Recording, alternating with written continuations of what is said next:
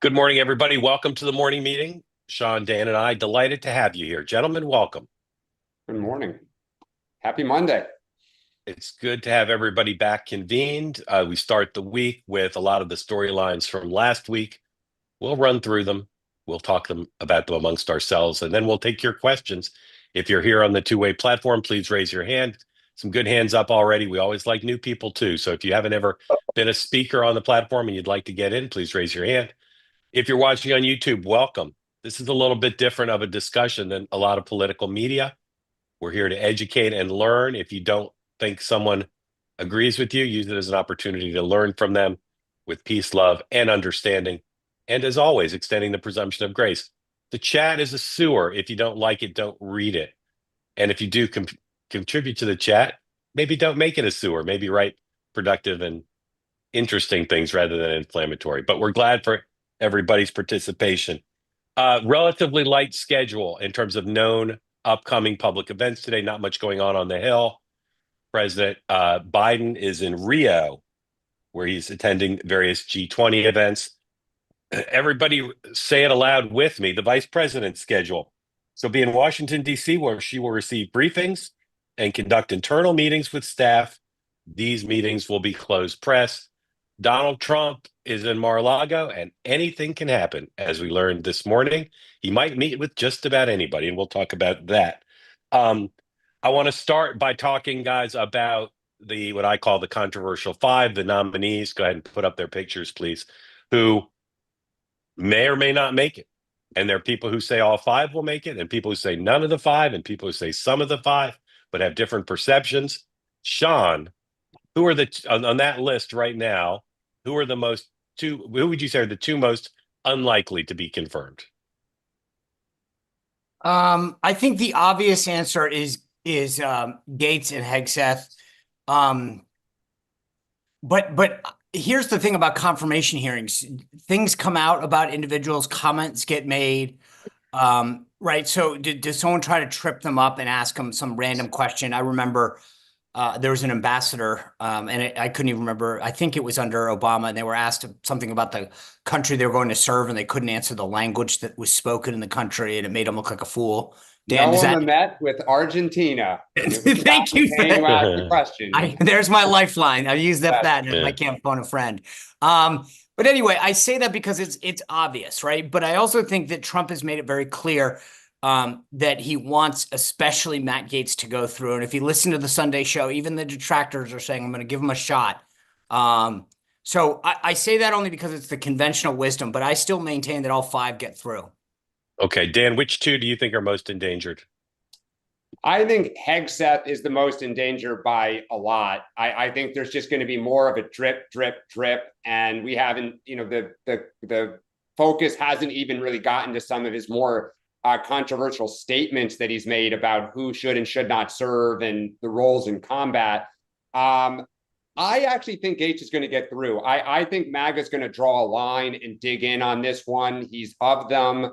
I think they love that people hate him. And so I think there's going to be a staring match between those two camps. I'm not sure who the fifth one is or the second one would be of the five. I think, to Sean's point, if somebody has a bad hearing, perhaps, but I think four of the five will get through, but one gets sacrificed to the confirmation gods. I don't think I don't think what Dan is saying can be understated. Like Matt is like a deity in MAGA world, and the idea they feel like it's not about him. He is the vehicle.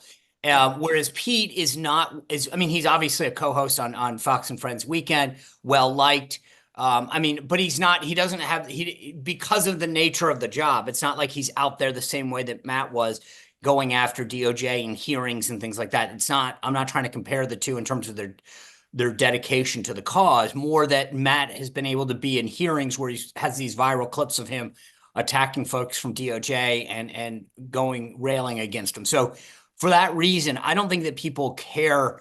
And also the DOJ, they believe, is what was more weaponized than anything else. If you're not a DOD employee, contractor, or member of the military, you might not be as passionate about reform in DOD as people. Everyone in MAGA world knows what DOJ has done or not done. And so I think the one is a cause celeb, the other isn't. And so for those reasons, I think what Dan said is spot on. So you guys are much more bullish on his confirmation prospects than the conventional wisdom, or what I call the gang of 500, which is interesting to me. So I just want to explore for a moment. MAGA did not get its choice for Senate Majority Leader. Yeah. And I don't get the sense from John Thune's body language that he's going to whip this vote, for Gates. Don't just to play devil's advocate a bit, don't you think the clubbiness of the Senate is going to be immune to what MAGA wants? So one, remember that Senate majority vote was secret. So they all got to hide behind the secret, I don't want to tell you who my vote was for. Two, Trump didn't weigh in on it. And so no one feels like they went against Trump. I mean, we all know he would have probably preferred Rick Scott. But at the end of the day, I also think now having to publicly vote against Matt Gaetz for no reason, and again, it's not about Matt. Matt is the vehicle to get justice at the Department of Justice. And so if you vote against Matt Gaetz without any solid evidence, you are going to feel the wrath of MAGA. Yeah, I totally, I mean, that's why I think this early, unless something comes up between now and that vote where some of Trump's capital bleeds out a little bit, he's going to enter that fight with maximum power. And do you want to start your, the new Congress going to war with the online army so that when you go home, you are just being beat up in town halls? Like, you almost don't even want to show your face. Once you leave Capitol Hill and you go back to the real world at home, you will be tormented. And maybe Mitch McConnell, Susan Collins, and Lisa Murkowski, but unless like 7 other members are willing to join in, do you want to be the John McCain going like this and have to go home? I just don't see it unless it's a whole bunch of them. There's safety. And also, everybody talks about this in terms of them being in cycle when they're up for re-election. Dan's right. I mean, for 40 years, you're just going to get the crap kicked out of you. Number one. Number two, you don't think you have to work with the president on anything else? Maybe it's a ag issue, a tariff issue, a project in your district or your state. Like, this is not about 4 or 6 years from now getting reelected. This is about waking up tomorrow and being shunned and not having anyone return your calls, not getting those tours, all the crap that senators care about. They will come after you, and the White House will be told you are persona non grata. Yeah. I have to say, although appearances to the contrary, my full-time job is not promoting two-way. I will say all 3 of us are much more bullish on Matt Gaetz being confirmed than the rest of the media. Okay. So if you're watching this show, I would just point out to you, you're being given an opportunity to understand we might end up being wrong. But if he's confirmed, you've heard an explanation here that is not on offer in the rest of the media, which is not just biased against Trump, but tends to cover confirmation hearings of troubled nominees as if they're doomed until the day they either get confirmed or the plug gets pulled. So we'll see. Here's a question. Sean, again, drawing on your expertise of MAGA world and Trump world. I've covered lots of imperiled nominees. I had a relative who went through a very bruising confirmation process. You want a Sherpa, you want a coordination between your allies on the Hill and the transition, or the White House if the administration's taken over. MAGA seems like extremely disorganized. Like, you've got Hegseth, he's being defended by his private lawyer who's out there saying stuff that seems like a little bit off message. So is there any organization, like if you're a nominee like Matt, and again, Matt is like an entrepreneur, he may not care that he doesn't have a machine, but are they gearing up? Are they hiring people? If not, like, are they going to? So the chatter that I've gotten, and I'm not in on everything, so I'll dig on this a little for tomorrow. But from what I understand, the people that I'm talking to around the nominees, they're not. When I talk to the nominee and say, "Hey, who's your person?" It's somebody from their person, literally. Yeah, their outside person. Their outside person saying, "So and so is helping me with comms. So and so is helping me with this." Right. So I don't know if they're not being provided it from the transition and they're shunning it. They want their person to defend them, or the transition is not doing it. I'll get some more on this for tomorrow. But as I told you, I mean, in 2016. We provided that cover for them, the background checks, the murder boards. We went and did all that. We Sherpered them up to set up their meeting. Jeff Sessions said, "I don't want it. I'm going to do my own." So I mean, his view was, I'm a United States senator. I know these are my colleagues. I know who can defend me the best, and I don't need your stupid system. Right. So you're going to get some people who probably think that. I would argue that, depending on who you are, Matt Gaetz obviously knows the system a little bit better. My understanding is JD's making calls for him as well. So he's got a pretty good whatever. But if you're Pete Hegseth, who's never served in government before, you might want to rely on some folks who've been around the block a few times. Yeah. So I think it depends on who you are as a nominee, what you want, because having those relationships where you can call and say, hey, my wife used to work for the senator that's on armed services, or I used to be buddies with his LD. Like, those are the things that somebody can bring to the fight. Or have his biggest bundler call him and say, stop going on TV and being lukewarm about this guy. I have found, again, even though I tend to agree with you guys about where this is headed, I have found the negativity and body language and words of a lot of Republican senators surprising, but not surprising, because it's clear they're not hearing from anybody. They're not being told, like, keep your powder dry, be more positive. And that isn't necessarily dispositive about whether they're going to be confirmed, but it certainly gives the press a lot to seize on, which is unnecessary. And again, we're in another news cycle where all the transition news is being dominated by the controversial five and the drip, drip, drip, as opposed to messaging, right? On immigration, on the agenda. So, Dan, is this an opportunity for Democrats to step in and create positivity? You're in the minority. So I think the only way you can get on offense is if you have a piece of opposition research that really kind of blows up the day, gets, the Republicans scramble, try to find out what's going on. Otherwise, I do wonder, just following some of these Trump political people, on social media, it does appear that some of them, as they should do, have gone on vacation. Like Chris LaCivita was hunting out west. Susie, I do wonder if after a campaign, you're so exhausted, you take a few days. Some people are writing thank you notes, some are applying for jobs. But as the gang gets back into town, a little bit decompressed, if the Trump war room and other things don't rev up and start aiming their cannons on behalf of some of these nominees, because it's so quick, like he's spinning them out so fast, that I don't really think the political side was organized for this fight. They have the Senate, so they know it's just their side that they have to hold. They don't have to go win Joe Manchin and a bunch of Democrats. So I think for Democrats, again, I think if I were the Democrats, I would train my fire on just one or two of these. See if you can get some opposition research. See if you can spring at a hearing. Do they use the majority they have for the next 45 days to try to stir the pot a little bit? But otherwise, I think it's can you fracture the Republican Party? Real quick, this were a normal yeah, go ahead. The one thing that's important on that is, again, Mark, to your point about what you're hearing here that you won't hear anywhere else. I was thinking about exactly what Dan was saying a couple days ago. When you're the staff, if you will, right? So someone like me or now Stephen Chung and Caroline Levitt, you're angling for your own job.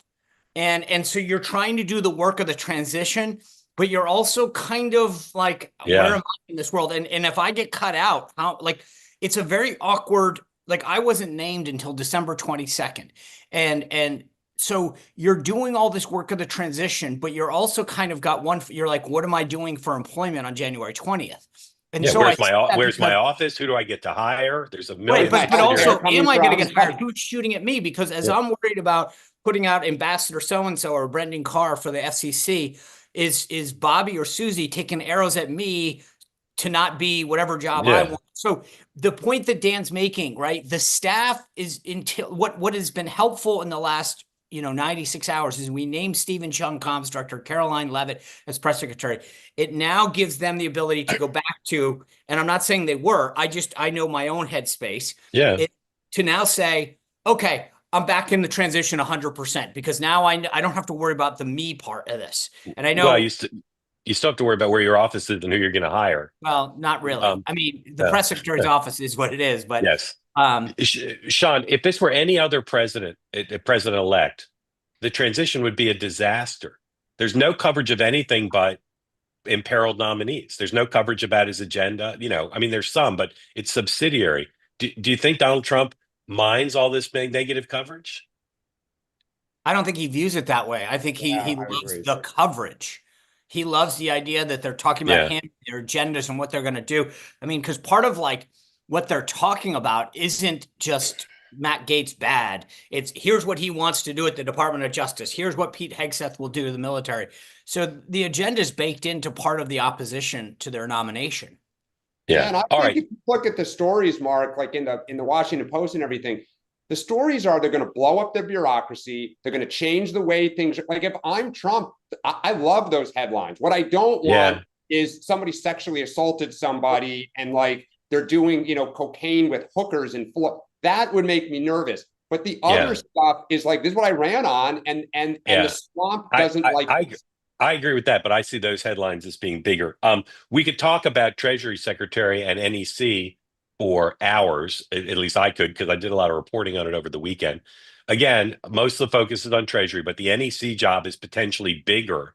You look, for instance, at the current administration, where the Treasury Secretary is barely ever seen, and the head of NEC has been a more dominant figure, and that's been true in previous administrations. So if you take their three lists, right?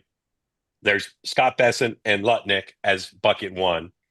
There's the new bucket of Haggerty, Rowan, and Warsh. And then there's what I call bucket/door number 3 of other people who are speculated about. Glenn Youngkin, all sorts of other people. Will the two big jobs, NEC and Treasury, Dan, be filled by door number 1, door number 2, or door number 3?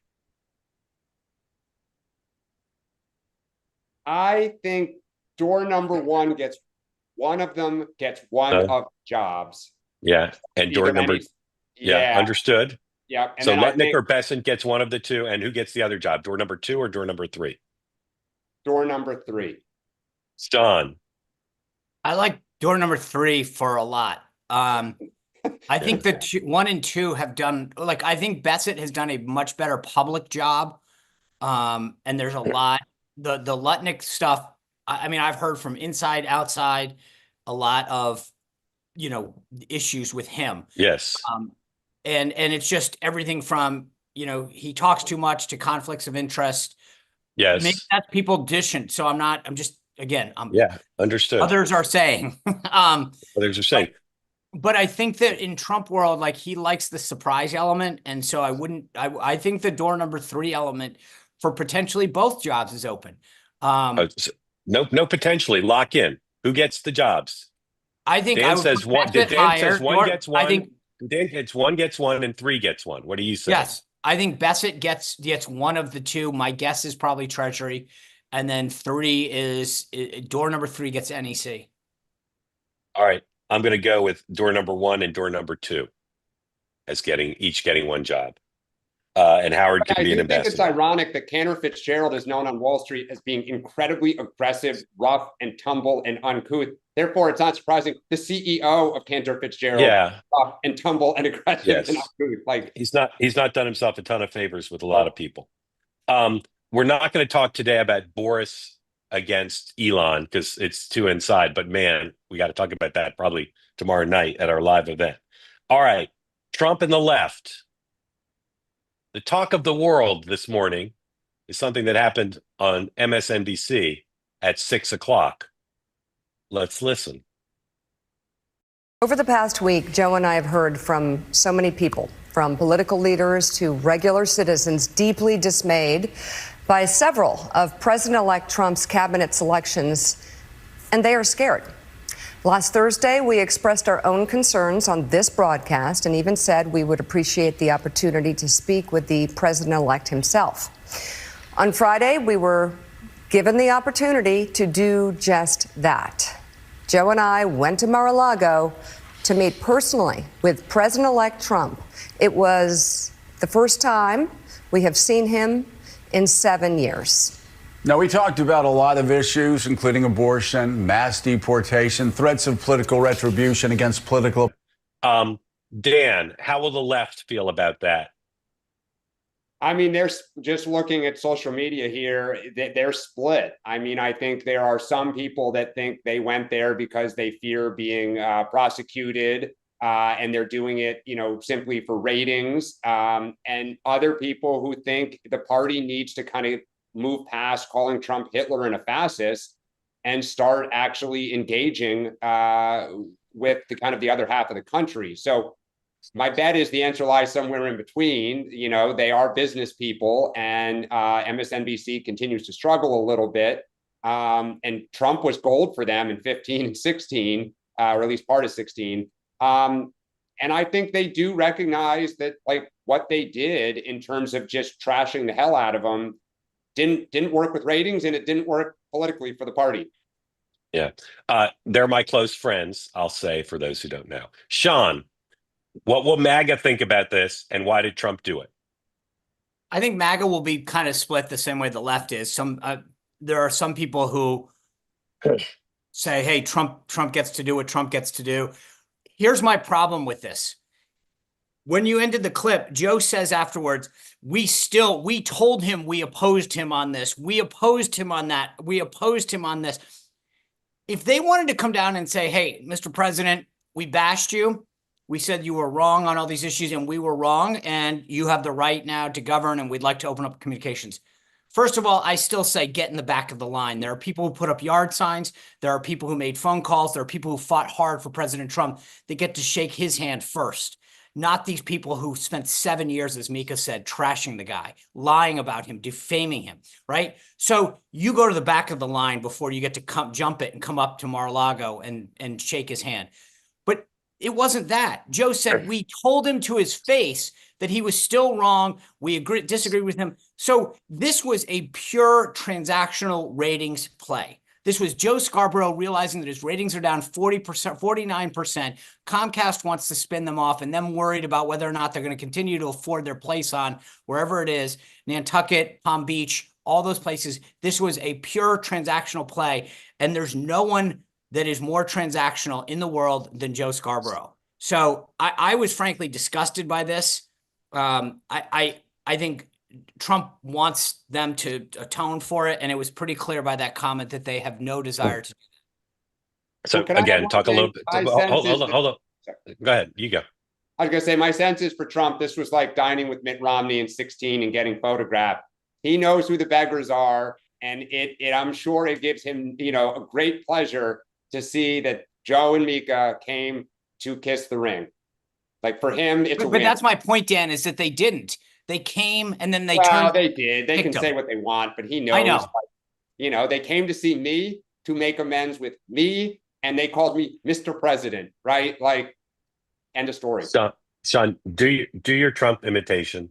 Do a stream of consciousness of how he would think about why he's waiting for them to show up. It's funny because Mika comes down all the time. They came in with Joe and she said, Mr. President, I want you to marry us. And I said, I don't know how to do it. And then, Joe came in and he begs me, he gets down on 2 knees and says, Donald, please let me marry her. I know I need your blessing. And I gave it to him. And now they're horrible to me. All right. Do you think Trump got out of the meeting what he wanted? I think he got what Dan said. He wanted them to come in. He probably made them wait 15 minutes. And he walked in and said, oh, you guys were wrong. You've been so horrible to me. And they said, well, we wanted to open the lines of communication. And yes, he got it. But I don't think he'll reward bad behavior like that. I do think it's interesting it didn't leak. It happened Friday, and they announced they did it, which I find it's a little bit of deference to them. Well, I think that I think that's a great point, because right now, I don't know how you can, having been down there last week, you can't leak anything. There's not even you can't not leak something. Yeah. But I will tell you that I think that's important. They probably just thought we want to get ahead of it with our narrative before he says it. Yeah. I'll be curious to see what he says about it when he says something about it. I imagine after that statement, there will be a truth. Probably about... Yeah, it could happen during this program. Yeah, and it's going to say something like, Mika and Joe came to beg for forgiveness. The last time she came here, she was, Yeah. I think your prediction might come true very soon. If you'd like to ask a question, please raise your hand. We're going to get to you in just a moment. So if you're here on the two-way platform and you want to ask a question, please do. If you want to psychoanalyze the Trump, Joe and Mika meeting, by all means, Dan and Sean will be happy to analyze your analysis. So over the weekend, there was more back and forth about Nancy Pelosi's role. We still haven't really had the vice president kind of weigh in any serious way about what happened. And you continue to hear from Biden people that Biden should have been the nominee. So, Dan, we're always trying to accentuate the positive here on the D future.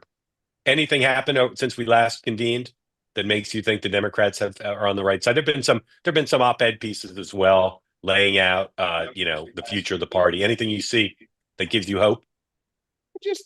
I think the fact that there is some debate about the DNC chair. There's pushback on Rahm. There's suggestion, people aren't just saying it shouldn't be Rahm or it shouldn't be X. They're saying the chair should be a good person who organizes. They should be good on, social media.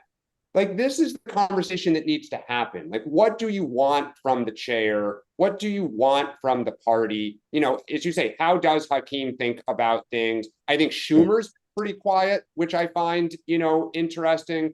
And as you say, Harris and Tim Walz have both been very quiet, probably writing a lot of thank you letters, probably trying to figure out their, where they go from here. But I think, all this kind of snipping at each other and saying, no, it shouldn't be this person, that's healthy. It really is. It's about the future, not relitigating the past. I learned this a long time ago before I started working at the RNC. We've mentioned how clubby these institutions are. There's 168 members of the RNC, and Dan, was there like 1,000 members of the DNC? No, it's less. It's fewer than that, but anyway, but the point in this is that you would think they are obviously influenced a little by different people and whatever, but the elected officials and that kind of stuff, like for a lot of these guys, it's personal relationships. The RNC, for the most part, in a non-presidential year, without having the White House, has really never elected a non-168 member, right? So Michael Steele was a former member of the 168. He was the chairman of the Maryland party before he became lieutenant governor, and then he got elected, but he had been a 168 member. And so a lot of times people assume when they race, but there's relationships that go back decades in some cases. And so there's a lot of times when the right choice might not be the one that gets chosen because it's like a big student council race. Yeah. All right. Maureen is a lot like Mika. Her name starts with M. She lived in New York City. She loves cats, and she thinks a lot about Donald Trump. Maureen, welcome in. What's on your mind? I wanted to start again. Yeah. Regarding the other issue, we got to change hearts and minds. Today, I want to talk about, I made notes, so I'm prepared. Okay, go ahead. I put it on yesterday's bulletin, but anyway, I want to talk about welfare under Trump. First of all, his name is Manuel. He's very sick. He's dying. I'm sorry. If you pray. Anyway, or send him good thoughts. But you can still bite. Okay. Under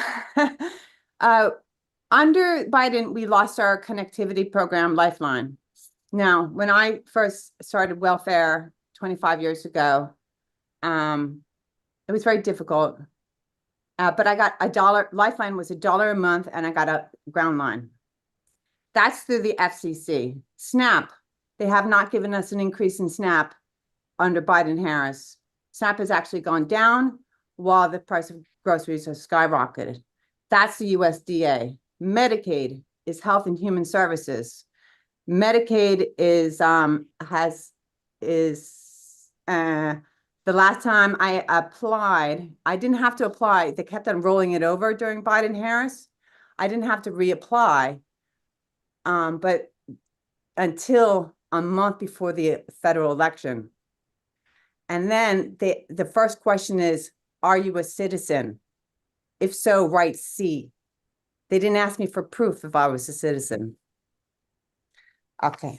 Social Security. I've been on Social Security for 24 years. I've been disabled 25 years. And then Medicaid Medicare, you get a year after that. That's all Social Security Administration. So that's 1, 2, 3, 4 departments so far. Section 8. I moved out to Jersey in 2014 to get my Section 8 voucher. All this kerfluffle happened because they became a sanctuary state, and a migrant moved into my building, and they came after me because I'm smart or something, and I knew that these people, where they're from, and that made me a racist. And they're white people, but I knew where they're from. I understand. Maureen, I'd like the list. I need you to ask your question though, okay? Because we want to get other folks in. And HEAP, which we don't get anymore, is the Department of Energy. So, Maureen, your question. what are we going to do about streamlining this? Yeah. Elon Musk, to quote him, Nikola Tesla proved that electricity can be free. The MTA spends all this money on new things to get fares when they could, if they just made it free like it is in Europe. Maureen, is your question streamline? Okay, yeah. good. Also, okay, hold on. Let Sean. I want to put a coda on my question though, Mark. Yeah. The thing is, we're a sanctuary city, and Donald Trump did try to sue us. I think he's gonna try again. Insurrectionist city. Okay, Maureen, hold on. All right, Sean, what about streamlining federal programs? Sean and then Dan. Thank you, Maureen. Look, I have high hopes for the effort. Doge, as I was schooled on, I think last night, that Elon and Vivek are going to run. I think that these guys, we need some outside look at government. And one of the things that's funny, I was the budget committee spokesman for 3 years. This idea that if you're not spending more, you're slashing and burning. And I would ask you to keep an eye on those keywords, because when you make things more efficient or effective, that's not slashing or cutting. That's actually just making them more effective. And I think we should welcome that in our government right now. And to your point, we'll see how far this goes. I think there's a lot of overlap that should occur, or that should be eliminated, where you've got different departments doing virtually the same thing, but having a different piece of the pie. I have high hopes that those two individuals will put forth a great effort. But I will just say, Washington fights back very hard. President Trump calls it the swamp, the bureaucracy, the contractors. This is that's their lifeblood, is the inefficiencies, the spending, et cetera. So I hope they're successful. I think we need fresh eyes. We haven't had something real effective since the Grace Commission. And I hope that what they can do is bring effectiveness, efficiencies, and redundancies, et cetera, to government. And there's no two better people to lead this right now, but fingers are crossed. Thank you, Maureen. All right. Appreciate it. Megan McCain and Blaine Gilmore are both here. Megan first, because she's in a mobile situation, and then Blaine. Megan, welcome. What's on your mind? Thank you so much for hopping me in. I was just doing mom stuff. I'm in my car. So glad to have you here. I was watching on my phone, and I just want to ask Sean and Dan, because you seem very bullish on Matt Gaetz being confirmed. In fact, all three of you do. And have you talked to any of the women in your life that have daughters about these sexual assault allegations? The one against Pete I found a little shocking, given that there's apparently photo evidence of bruised thighs. That seems like a big thing, and he did pay her off. I also think with the Matt Gaetz situation, the allegations, I don't understand why Speaker Johnson is refusing to release the ethics reports. I do feel like the American public has a right to know. People are saying it's all fake. I'm just asking questions. I do feel like the American public has a right to know if, he engaged in illegal sexual behavior. And then I still, I'm always worried about women in general. I'm always worried about conservative women. And I just think there's always this picking at the idea, and we still lost women. More women went for Harris, or white women, I guess, than Trump. Is it a problem that 2 of your 5 nominees have very credible sexual assault allegations, or it's just this really doesn't matter anymore because Trump also had allegations, and just you can credibly sexually assault a woman and it just doesn't really matter anymore? Is that where we're at as a society? And I don't like Matt Gaetz. I don't think he should be confirmed, but like I said, that's the only really dog I have in that fight. So that's my question for everybody. Yeah. So I'll go first. we made a mistake in being too cavalier about the charges. We've been talking in shorthand about confirmation, but there's serious charges against both of them, and they should be fully investigated and considered in the context of the nomination. Both men deny the charges against them. Neither has been indicted, neither has been sued, neither has been charged with proof beyond a reasonable doubt, and so they're entitled to that as well. But we shouldn't have been so cavalier about it, and we should consider the fact that the charges are serious, and again, they should be fully investigated. And it's not the only; those are not the only reasons why some people have serious doubts about both nominees' fitness for the jobs, but those are front and center, and they should be considered. Sean. Yeah, I would just echo what Mark said, that first of all, we were talking in shorthand about whether or not they'll make it or not whether or not the charges are credible or not. And so I lead with echoing what Mark said. Second, I think we've seen from the left a very interesting double standard. So when there were charges and allegations made against President Biden during the campaign, they were blown off. When allegations are made against people on the left, they were blown off. I think we have a standard. Sean, let me add to that. Bill Clinton spoke at the convention. Right. I mean, and was honored at the convention. That's all very fair. Right. Yeah. That's all very fair. I didn't hear any see any Democrats walk out of the convention when Bill Clinton spoke. Sean. So I think that a lot of folks on our side go, you know what, you guys only seem to care when our charge goes in one direction. To your question, Megan, though, first, I have heard from women and it said, do you feel comfortable with this and whatever? And my answer is, if there's an issue, if it comes out in confirmation, then we'll take it up. But I think we need to let the process play out. But I agree with you. I think that is definitely something that women have been bringing up probably more than men, although I don't want to make it sexist. I think men can be equally concerned about the charges. But we'll see how this goes. I mean, I think there's a big difference between an allegation and it happening. So I will say this, the one thing on the speaker, on Speaker Johnson, it is not the speaker's prerogative, and he has said this clearly, to release or not release an ethics report. It's up to the committee to do that. And the speaker is prohibited from actually interacting for obvious reasons. The speaker could not be going in and putting their finger on reports and saying, release this one, don't release this one, guilty, not guilty. And so the speaker has made it clear that it is not his job, but his opinion is that the precedent of the House should be maintained, that if you are not a member of the House, the report should not be released. That being said, I have a feeling that we started off by talking about leaks and Joe and Mika down there. I would bet some decent money that something gets leaked out, and or the Dems on the Senate Judiciary Committee call the woman to either privately testify, or that there's word that her lawyer has made me contact. So look, my guess is that the process will work itself out. It always does. But I think that no one worried about the reports on everyone else. And I think Matt is, whether it's serious or not, he is not a member of Congress. And we're going down a very slippery slope if we say the House can now release a report on anyone it wants, private citizen or not. That will get weaponized real quick.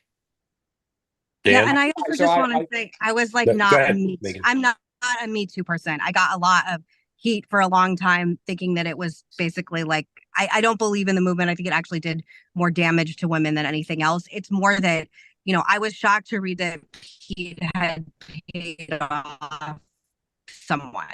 Like, to me, that says something. At least an incident did happen. I just think it's, you're talking about people in like the absolute highest echelons of power in America. And again, maybe it doesn't matter. Maybe it will come out. I'm just surprised how much we've gone from the Kavanaugh hearings to things like this, where it really doesn't seem to matter anymore. Well, I think it does matter. I mean, I think Megan, my wife, and I were talking about Gates this morning, and when I said I think he may get confirmed, she had your reaction. Like, are you kidding me? Like, and she's not a very political person. She has a day job. Like, she reads the newspapers, etc. So I do think it'll be an interesting thing to watch, which is what is the reaction of women, female senators. What's her name? Joni Ernst from Iowa. Others, about how they feel. I think the speaker, with all due respect to Sean, is not just anybody. When he speaks in the House, his words carry more weight than a backbencher. So I think, it's no probably coincidence that the speaker's job depends on staying in the good graces of Donald Trump between now and that vote in the beginning of Congress. So I think the speaker is very aware that if the president wants Gates, he would be wise to not get cross with him. To me, the bigger issue, and the reason that I say what I did, and Sean said this earlier, is my sense from watching the right and watching the kind of online army is that they loathe the Department of Justice. That is the one that they want reforms. They kind of want scalps, to use a probably bad analogy, but they want change. And the fact that Gates is controversial, they don't care. And if the Democrats lock in and actually drop Oppo research the way they did against Kavanaugh, I think it'll put Republicans in a tighter bind, because what MAGA is going to say is, you're with Elizabeth Warren or you're with Donald Trump. And that is very, very difficult place at the start of a Congress. And that's why I just think when you look at the chessboard, again, they're very serious allegations. I think drug use is another, like, sounds like he's been in rooms where a lot of drugs have been used, whether he did or not. It's a little worrisome. Allegedly. Allegedly, correct.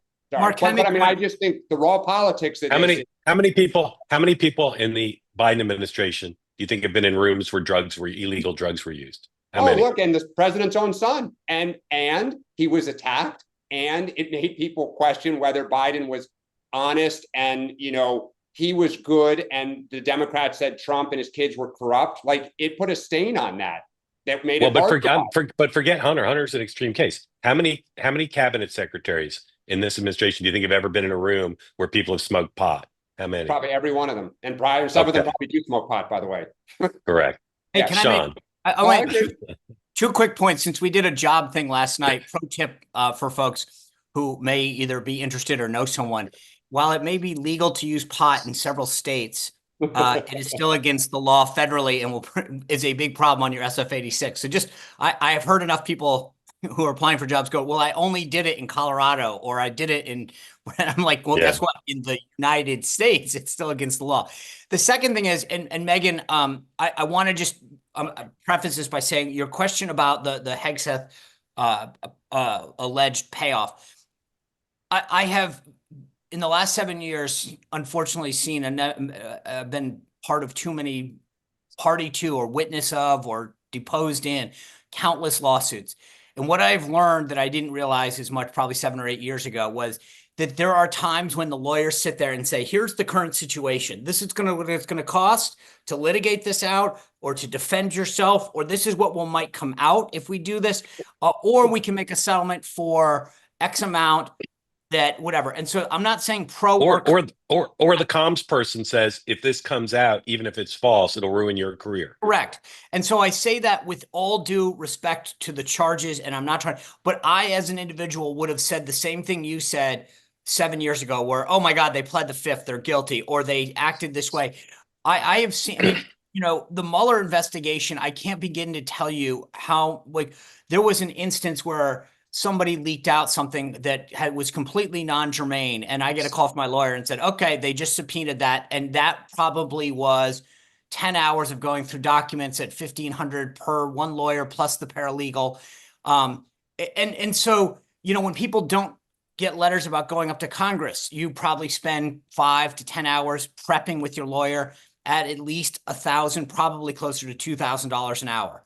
So I have a very different mentality now about some of these allegations and what you do than I did a while ago, before I realized how much lawyers really cost, and their paralegals and the other people who work there. Yes. And the meter runs relentlessly. Megan, thank you for joining as always. And thank you for raising the point you did. Very much appreciate it. Blaine, one of our favorites. Welcome back in Georgia. Hey, what's on your mind, sir? Well, I just think seeing all this with what just happened, talking about the drug talk, and then Mark, you picking up a 2-liter of Diet Coke, I may have been on one of the more entertaining things right there of two-way, not even saying a word. So that was entertaining to me. But just wanted to say, it says Trump 3X down there at the bottom. So 3-time Trump voter. As I preface what I'm going to talk about, neither one of those times, or none of those times, I was just super excited to vote for Trump. I was excited to vote against the left because of what matters most to me, and that is from a person of faith. If there was if Hillary Clinton if Joe Biden or if Kamala Harris, if any of them had had any type of way to go about talking about any restraints on abortion, talking about any pushback on the trans issue stuff, anything like that, I think it would have won more of the faith vote. You see, Kamala lost the most of the faith vote. I'm not just talking about Protestant and Christian. I'm not talking about just Catholic or Jewish or Muslim. All of it went more towards the right with Trump. Why is that? We're not disillusioned to think that he's, the Pope, Jesus Christ, or the Easter Bunny. Okay, we don't think any of that. But what we do think is that the policies are what we're having to look at, because overall this world is a broken world. Everybody's flawed. We're in need of mercy and grace and forgiveness, and you got to stop evil the most that you can, in our opinion, with the policy. So, Dan, my question to you is, knowing that and knowing that people who are not of faith, as I'm looking at the exit polls right now, they went up the most for Democrats since Obama in 2012. So there seems to be a faith gap here. With what's happened with Pete Hegseth, like the AP criticizing one of his tattoos, calling him a Christian nationalist, with the lady coming on MSNBC, and then with Kamala saying you don't have to abandon your faith to believe women have the right to abortion, all this kind of stuff. How do you think the left goes about messaging to the faith community, not maybe bending on their values, but also not just being totally affront to people of faith? If Great they question. want to win national elections and they want to compete in all 50 states, they will respect and communicate with people of faith. And I think one of the people who's done it the best in the last 40 years was Bill Clinton, because he was born in Arkansas and came of age politically in a southern state where people of faith are prominent, and he knew that he needed to be respectful and engaged, not just on the way he talked, but on the substance of what the issues are. And I think that part of that starts with our party not saying we're right, you're wrong, right? That you can only be like right now, if you're pro-life and you're pro-choice, which party seems more tolerant? Like Donald Trump was saying, I'll be good for women and I'm not going to ban abortion and I'm going to provide free IVF. And, you would feel a little like, okay, if I'm pro-choice, he's at least saying things that could be appealing to me. In our party, it is, you are pro-choice, period. Like there is no room in the tent for anybody else, because then you're seen as, and that is a problem. And it's not, as you said, it's not just on abortion. It obviously applies to a lot of different issues and substance. Yeah, and I just want to say, I'm not disillusioned that I think it's ever going to become a nationwide ban or anything like that on abortion or banning anything with LGBTQ, all that kind of stuff. I'm not saying, nor do I think that just because my faith is that and I believe a certain thing that necessarily should. I just think that even Barack Obama, when he was running for president, he handled these issues in a way that said, hey, I'm cognizant of how you feel about this, and I'm going to try to govern in a way. Now, all chaos seemed to break loose with the Supreme Court rulings after his presidency, much as it did with Trump's, because of how he won. But I just think there's got to be a way for people to say, okay, I understand that you have your faith, and I'm not going to call you a bigot or a cult member or all this kind of stuff because of what matters to you. And I think that's how we get along. Blaine, how do you feel about the apparently pro-choice nominee that had HHS, Bobby Kennedy? I mean, listen, I'm not like I said, I'm not disillusioned about it. And I also know that, okay, he heads HHS, but because of what's been done, it's a state by state referendum and all that kind of stuff. So I'm not going to conflate the two. I'm also not going to say I was not happy at all with Donald Trump's flip flopping and going back and forth on abortion. But I will say this, I mean, at least there's some recognition there of him saying, hey, we got to have a limit of some sort type, when time after time people would ask the question to Kamala, to Joe Biden, they won't say that, they won't even approach where the cutoff is. They won't say, they'll just dodge it completely. And I think that has to, there's a humane issue there, in my opinion, about this. If President Trump had run all his nominees by you before he announced them, would you have told him, advised against any of them? Yeah, I would have, just because I'm more Which ones are you not in favor of? I'm not thrilled with Matt Gaetz at all. Why? Because of some of his personal things that I've seen floated out there. But on the other hand, if I didn't know anything about Matt Gaetz, I would say, if I just, like Sean said, looked at his viral clips and how he attacked DOJ and how he did all that and how he's America first, I'd be all about it, but you just kind of play the two about those things. Sean, you want to take the opportunity to ask Blaine a question, or just first of all, I want to thank you for raising that. Last cycle we saw, last time Trump was in, we saw a nominee, a Catholic nominee, be questioned because of their participation and affiliation with the Knights of Columbus. The idea that Pete has a Jerusalem cross on his chest, which, we could go down countless rabbit holes on Christian doctrine here. I find just, go after him on his policies if there's some evidence that he associated with some group or whatever.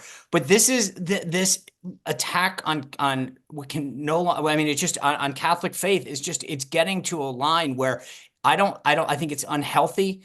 And just kind of frankly disgusting from where some of this comes from. If you have a problem with his views or his policies or his background, fine. But the idea of saying because you put the Jerusalem cross is sort of a bridge too far. And I will say one more thing on Bobby at HHS. I agree. I'm a little concerned about somebody there's a lot more that goes on beyond just the top Roe v. Wade on people who support life.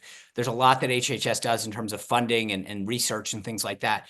But I will say that one, every nominee is there because they get President Trump's agenda, not because of their own.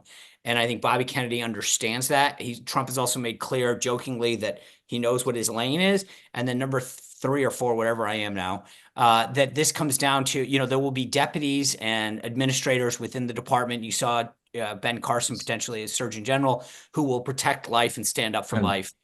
Yeah, and I just wanted to say I'm not under any way saying that Gaetz and Hegseth and all these guys shouldn't get a hearing. I want them to get the hearing. I want them to be asked the question. I don't want recess appointments. I mean, I want it to be done. You got 53 senators. You might as well do it the right way. Try to get it done the right way. But I will say that that's the whole, I think, misconception of people of faith anyways. They think, well, how can you support anybody, whether it's a nominee or whether it's a candidate or somebody that has all these things? Just look at it from our point of view. We understand, hey, the world is broken. Everybody's in need of grace and forgiveness. And that's where we come from on this stuff. So thank you, Blaine. Always like having you on. Thank you, man. Appreciate it. Maxim, welcome, and tell folks where you are, who you voted for president, if you'd like to, and what's on your mind. Sure. And by the way, thanks for calling me. This is actually the first time I've logged into the Zoom. I usually watch on YouTube. Thank you for joining. I'm also in Georgia, but I really just moved here, I guess, like 5 months ago from New Jersey. Really love it down here. You can actually say what you think a little bit more, especially if you're on a certain side of things. So I did vote for Trump, and I am a 3-time Trump voter, but I never actually supported him in any of the contested primaries. I think I supported at least 6 of the other candidates in 2016, and then Nikki Haley this time.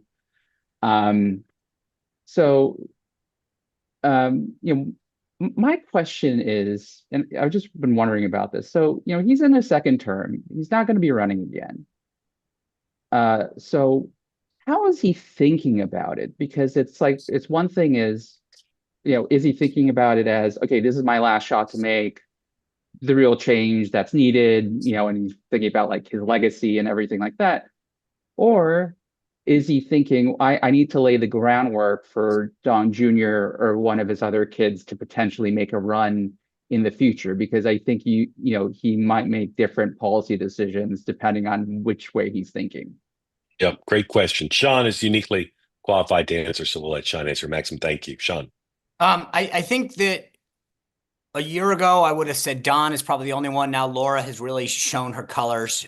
She did a phenomenal job as RNC co-chair. And the question is, What does she want to do? I think there's always going to be speculation about Don. I think he really enjoys his life. I mean, he goes out, he's super helpful to the cause. He's very involved in like environmental and hunting type of thing. I think he likes the freedom to travel and to support, but I would never suppose to speak for Don Jr. or the president anymore.